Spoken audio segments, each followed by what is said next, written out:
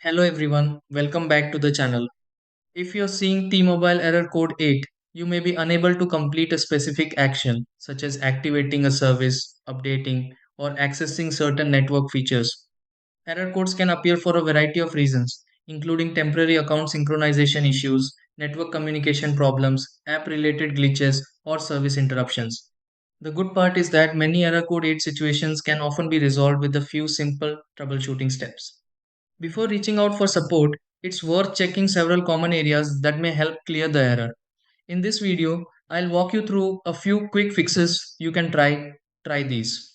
Step 1. Review the error details on the T-Mobile device. Step 2. Restart the T-Mobile device. Step 3. Check network availability on the T-Mobile device. Step 4. Verify account access for the T-Mobile device. Step 5. Refresh connection settings on the T-Mobile device.